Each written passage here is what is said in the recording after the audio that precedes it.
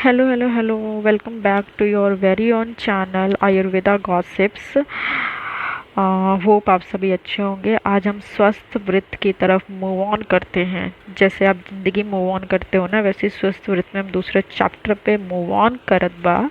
और ये chapter number है 23, जो कि है हेल्थ एडमिनिस्ट्रेशन।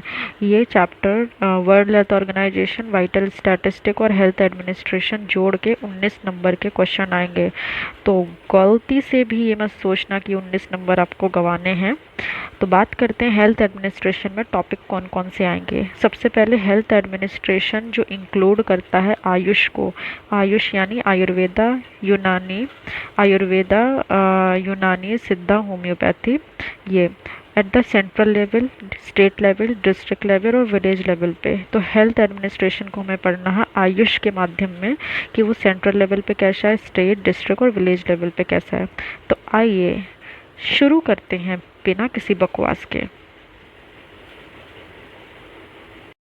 हाँ जी, तो मूव करते हैं अपने चैप्टर नंबर 23 के ऊपर, जो कि है health administration in India. Administration क्या होता है कि जो भी व्यवस्था होती है, जो भी आपका क्या बोलती है, सेटिंग होती है किसी पर्टिकुलर चीज़ को चलाने की, उसको एडमिनिस्ट्रेशन बोलते हैं। जैसे आप घर में आओ, घर में पहले दादाजी कुछ बोलेंगे, फिर दादाजी के बाद दादी जी बोलेंगे, फिर मम्मी बोलेंगे, फिर पापा बोलेंगे। तो ये एडमिनिस्ट्रेशन तुम्हारे घर का है। वैसे ही हेल्थ का भी एडमिनिस्ट्रेशन है। ऐसा नहीं कि कहीं पे भी तुम कुछ भी हेल्थ सिस्टम चालू कर दो। हेल्थ एडमिनिस्ट्रेशन इन इंडिया जो है वो 3 टियर सिस्टम है। 3 टियर सिस्टम क्या है? एक सेंट्रल सिस्टम है, एक स्टेट सिस्टम है, एक लोकल या विलेज सिस्टम है। सेंट्रल सिस्टम सबसे बड़े पैमाने का है, स्टेट उससे छोटा और लोकल सबसे छोटा। ठीक है, तो कितने टियर का सिस्टम है हेल्थ एडमिनिस्ट्रेशन हमारे इंडिया में? 3 टियर का। ये आपको याद करना है। ये फंक्शन करता है एक फेडरल स्ट्रक्चर के द्वारा, जहाँ पे रिस्पॉन्सिबिलिटीज शेयर की जाती हैं सेंटर और स्टेट में। अब जैसे आप किसी स्कूल में भी पढ़ते होगे, तो स्कूल में क्या होता है? एक डीन होता है, प्रिंसिपल होते हैं, फिर टीचर होते हैं, कैप्टन होते हैं। इसी तरह हेल्थ को चलाए रखने के लिए हमारे यहाँ प्रॉपर सिस्टम होवत बा। ठीक है, तो सबसे पहले अब इनको हम खोल के पढ़ेंगे डिटेल में। ठीक है, तो सबसे पहले आते हैं सेंट्रल लेवल के ऊपर। सेंट्रल लेवल हेल्थ एडमिनिस्ट्रेशन क्या बोलता है? इसमें जो है तुम्हारी 4 संस्थाएं आती हैं। सबसे पहला है ministry of health and family welfare, तो इसको हम शॉर्ट में ये भी बोल सकते हैं। ये क्या है? ये एपेक्स बॉडी है हेल्थ एडमिनिस्ट्रेशन इन इंडिया के ऊपर। मिनिस्ट्री ऑफ हेल्थ यानी स्वास्थ्य, और फैमिली वेलफेयर यानी जो फैमिली है उसके वेलफेयर के बारे में जो भी होता है। इसका स्ट्रक्चर की अगर हम बात करें तो ये डिपार्टमेंट होता है हेल्थ और फैमिली वेलफेयर का, ये डिपार्टमेंट होता है हेल्थ रिसर्च का, और ये डिपार्टमेंट होता है आयुष का। ठीक है, फंक्शन ऑफ सेंट्रल गवर्नमेंट क्या होता है? ये पॉलिसी बनाती है और प्लान करती है। नेशनल हेल्थ प्रोग्राम जैसे कि ट्यूबरक्लोसिस हो गया, HIV हो गया, इम्यूनाइजेशन हो गया, उनको बनाती है कि चलो यहाँ पे ये वाला जो एरिया है, यहाँ पे बहुत ज़्यादा TB प्रोन एरिया है, तो यहाँ पे कुछ पॉलिसी बनाए ताकि ये मिट सके। यहाँ पे इम्यूनाइजेशन कराना है, तो ऐसे करते हैं। मेडिकल एजुकेशन स्टैंडर्ड, आप जो भी मेडिकल कॉलेज में पढ़ रहे हैं वहाँ के एजुकेशन स्टैंडर्ड क्या होने चाहिए, ये बेटा कौन डिसाइड करता है? सेंट्रल लेवल डिसाइड करता है। इंटरनेशनल हेल्थ रिलेशन, मतलब इस देश का इस देश के साथ कैसा हेल्थ रिलेशन है, ये कौन डिसाइड करता है? Central level. Financial assistance to state, अगर कोई भी स्टेट सपोज हमारे तेलंगाना में कुछ हो गया, या हमारे क्या बोलते हैं हिमाचल प्रदेश में कुछ हो गया, तो वहाँ पे जो फाइनेंशियल रोकड़े की जो व्यवस्था है, पैसा की जो व्यवस्था है, वो कौन देखता है? वो देखता है हमारा सेंट्रल लेवल हेल्थ एडमिनिस्ट्रेशन। ठीक है, तो ये क्या करता है?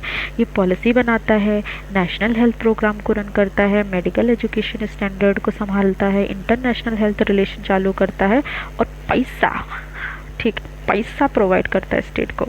अब बात करते हैं directorate general of health services यानी DGHS। ये क्या होता है? टेक्निकल एडवाइजरी बॉडी होती है गवर्नमेंट की, यानी directorate general of health services.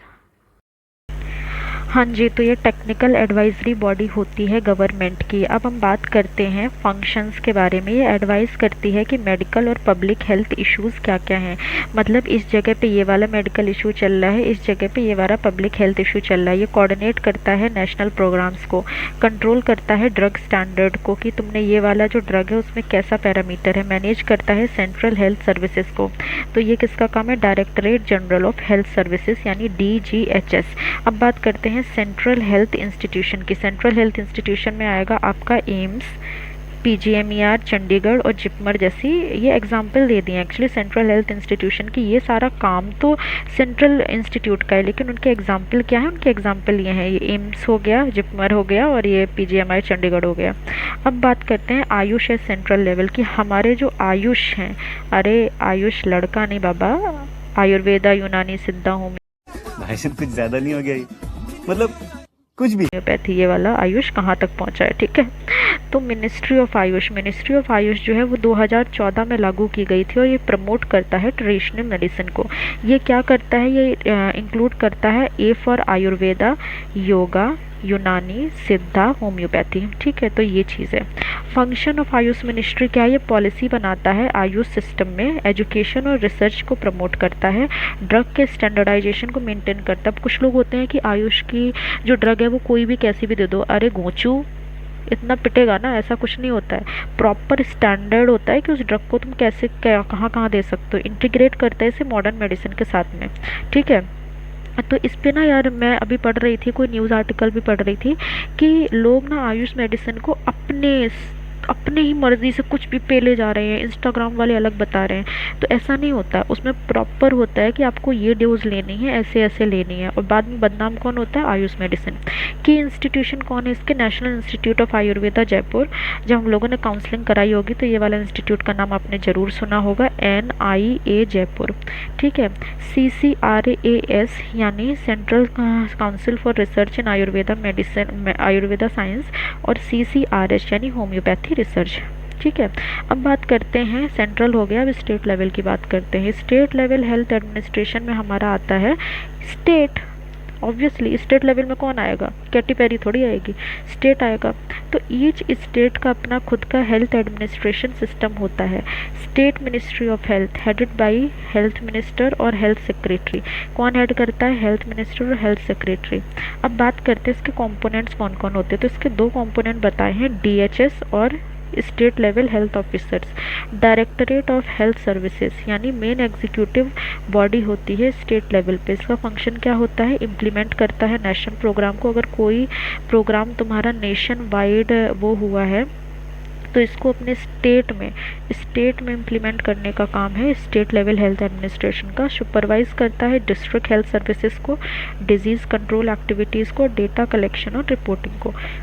तो स्टेट लेवल हेल्थ ऑफिसर कौन कौन है, director of health services, director of medical education और डायरेक्टर ऑफ फैमिली वेलफेयर। तो अभी आपको दो चीज़ें तो पता चल गई है कि एक तो आपने क्या पढ़ा है, एक आपने पढ़ा है बेटा सेंट्रल लेवल पे, एक आपने पढ़ा है स्टेट लेवल पे, ठीक है। अब बात करते हैं आयुष हमारा कहाँ तक पहुँचा है स्टेट लेवल पे। स्टेट आयुष डिपार्टमेंट बनाया गया है, आयुष के डायरेक्टर भी हैं, ये अंतर्गत आता है स्टेट लेवल में। इसका फंक्शन क्या होता है, आयुष प्रैक्टिसेस को प्रमोट करना, आयुष हॉस्पिटल को रन करना और डिस्पेंसरीज को रन करना, स्टेट लेवल ट्रेनिंग देना और अवेयरनेस प्रोग्राम देना। अब नेक्स्ट लेवल कौन आता है, नेक्स्ट लेवल आता है हमारा डिस्ट्रिक्ट लेवल, ठीक है। डिस्ट्रिक्ट लेवल पे हम क्या पढ़ने वाले हैं, जो डिस्ट्रिक्ट है वो की एडमिनिस्ट्रेटिव यूनिट है।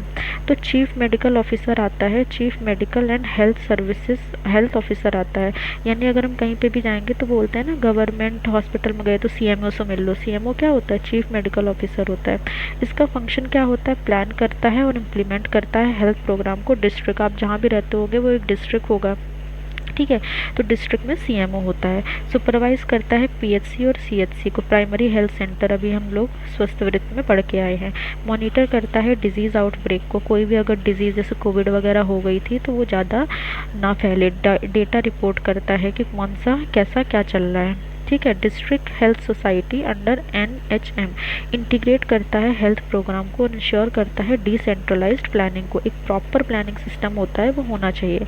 Ayush at district level, Ayush medical officer जो हैं वो डिस्ट्रिक्ट हॉस्पिटल में पाए जाते हैं, इंटीग्रेट करते हैं एलोपैथिक सर्विसेज को। अगर आयुष है तो इसका मतलब ये थोड़ी ना कि केवल और केवल वही होगा, ओनली शब्द को अपने डिक्शनरी में आग लगा के फेंक दो। ये इंटीग्रेट करता है एलोपैथिक सर्विसेज को भी। अब चौथा लेवल आता है ब्लॉक लेवल हेल्थ एडमिनिस्ट्रेशन। इसमें आएगा तुम्हारा कम्युनिटी हेल्थ सेंटर। ये 30 बेड का हॉस्पिटल होता है, act as a referral unit for PHC यानी प्राइमरी हेल्थ सेंटर। इसका स्टाफ की अगर मैं बात करूं तो स्पेशलिस्ट होते हैं, मतलब आप कहीं भी जाओ ना CHC में एक छोटा सा हेल्थ सेंटर होता है जिसको सीएससी बोलते हैं। तो ये आपका स्पेशलाइज्ड होता है, फिजिशियन होता है यहाँ पे, सर्जन होता है, गायनेकोलॉजिस्ट होता है, पीडियाट्रिशियन होता है। ऐसा नहीं कि मतलब फिजिशियन ही रख दिया, कोई भी बच्चा आया उसके लिए तुम दवाई नहीं बना पा रहे हो तो पीडियाट्रिशियन भी होगा। आयुष डॉक्टर भी होता है मैंने सीएचसी। अब बात करते हैं विलेज लेवल हेल्थ एडमिनिस्ट्रेशन की। तो यहाँ पे क्या आता है, सब सेंटर आता है, first contact point with the health system. इसका स्टाफ क्या है, एएनएम। अगर आपके रिलेटिव में कोई भी होगा तो आपको आइडिया होगा उनकी जॉब के बारे में, यानी auxiliary nurse midwife.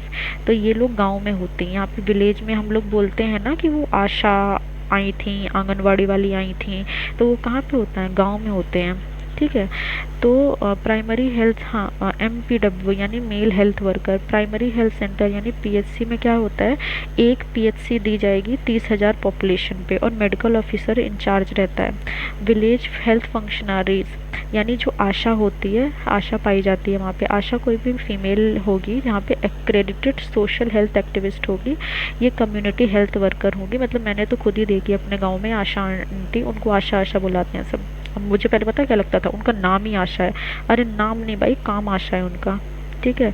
Health education को प्रोवाइड करती है, मोबिलाइज करती है, immunisation and maternal health care. Anganwadi worker होती है, आंगनवाड़ी जो स्कूल में नहीं होती हैं, अंडर द आईसीडीज वो न्यूट्रिशन को देखती हैं, चाइल्ड केयर को देखती हैं और हेल्थ एजुकेशन को देखती हैं।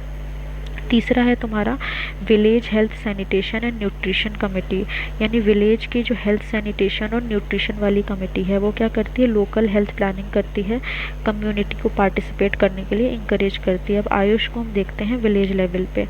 ये तो हमने देखा था तुम्हारा जो हेल्थ एडमिनिस्ट्रेशन था। अब आयुष विलेज लेवल पे कैसा है, आयुष डॉक्टर जो पीएचसी और सीएचसी में पाए जाते हैं, लोकल ट्रेडिशनल हीलर्स होते हैं, वो प्रमोट करते हैं होम रेमेडी और योगा को। Integration of Ayush with the main stream है। अब तुमने सिलेबस में देखा होगा कि सिलेबस में हम लोगों ने आयुष पे फोकस किया है, तो इसको हमें पढ़ना पड़ेगा। ऑब्जेक्टिव क्या होते हैं इनके, ये इम्प्रूव करते हैं एसेसिबिलिटी को, प्रमोट करते हैं हॉलिस्टिक केयर को, रिड्यूस करते हैं burden on the allopathic system. तुम खुद सोचो, किसी किसी को एलोपैथिक मेडिसिन सूट नहीं करती हैं, तो बचा कौन, हमारा आयुष वाली मेडिसिन। मेरी मम्मी जो है ना, मेरी मम्मी को खुद को एलोपैथिक मेडिसिन सूट नहीं करती हैं, तो उनको आयुष मतलब जो तुम्हारी आयुर्वेदिक मेडिसिन है उन पर रिलाई करना पड़ता है। तो वो तो बहुत खुश हुई थी कि क्या बोलते हैं कि एलोपैथी में एडमिशन नहीं हुआ, आयुर्वेदा में हो गया, मैं तो खुश हूँ। मैंने कहा अरे अपना फ़ायदा देखने के लिए सब खुश हैं। तो ये लाइन वहीं से आई है कि वो रिड्यूस करते हैं बर्डन एलोपैथिक सिस्टम के ऊपर। स्ट्रेटजी क्या है, को location of Ayush facility H PHC और सीएचसी। आयुष डॉक्टर जो हैं वो एनएचएम के अंडर आते हैं और क्रॉस रेफरल सिस्टम होता है।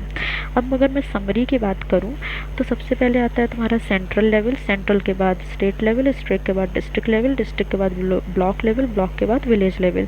तो 1 2 3 4 5 सेंट्रल, स्टेट, डिस्ट्रिक्ट, ब्लॉक और village. Important point for exam, India follow करता है 3 टायर स्टेट सिस्टम, मतलब इसको दिया है इन्होंने सेंट्रल, स्टेट और डिस्ट्रिक्ट लेवल को। Health is a state subject but with central support, तो सेंट्रल सपोर्ट तो होता ही ऑब्वियसली। अब मैं फिर से अगर रिवाइज करना चाहूँ कि सेंट्रल यूनिवर्सिटी कौन कौन सी है, तो एम्स, जिपमर और पीजीआईएमआर चंडीगढ़ मैंने पढ़ाया था ना। अगर एक भी बोला ना ऐसा कंटाप पड़ेगा घूम के, क्योंकि मैं पहले ही बता चुकी हूँ। हेल्थ जो है वो स्टेट सब्जेक्ट है। District is the key unit for implementation. Ayush जो है वो फुली इंटीग्रेट किया जाता है ऑल लेवल पे। कम्युनिटी पार्टिसिपेशन बहुत ही इसेंशियल बा। तो शॉर्ट कंक्लूजन अगर हम संक्षेप में देखें तो प्रिय महोदय ये चैप्टर क्या बोलना चाहे हुए है, तो ये चैप्टर बोलना चाहता है कि इंडिया का जो हेल्थ एडमिनिस्ट्रेशन है वो डिसेंट्रलाइज, मतलब ब्लॉक्स में बटा हुआ है। पहले सेंट्रल लेवल है, फिर स्टेट लेवल है, डिस्ट्रिक्ट लेवल है, ब्लॉक लेवल है, विलेज लेवल है। मल्टी लेवल सिस्टम होता है जहाँ पे मॉडर्न मेडिसिन को ट्रेडिशनल मेडिसिन जैसे कि आयुष मेडिसिन के साथ हमने बाइंड किया है। इफेक्टिव कोऑर्डिनेशन होता है central, state and local bodies का जो delivery of health care services करती है रिमोटेस्ट विलेजेस में। तो ये वाली लाइन आप सबसे पहले भी पेल दोगे ना तो भी एग्जामिनर भाई साहब आपको इम्प्रेस करके अपने घर का बहू और दामाद बना लेगा। ठीक है। अपार्ट फ्रॉम जोक, इससे स्टार्टिंग करना और ये वाला फ्लो चार्ट बनाना, तो आपको काफ़ी हेल्प मिलेगी मार्क्स स्कोर करने में। बिकॉज आप जैसे जैसे लिखोगे ना पहले वो इम्पैक्ट डालता है कि आपने क्या किया है, तो आपको एकदम भौकाल मार्क्स मिलेंगे। आग लगा देना, आग लगा देना, आग लगा देना। ठीक है। तो बार बार इसे पढ़ो, अगर नहीं समझ आता this content is enough, this is the apron फाड़ चैप्टर पूरे इस टॉपिक का पूरे यूट्यूब पे इससे अच्छा कंटेंट आपको नहीं मिलेगा। अगर आपने पढ़ लिया इसे तो लाइफ जिंगा लाला। ठीक है, चलो बाय। चैनल को सब्सक्राइब कर देना और अच्छे से पढ़ते रहो। Bye bye.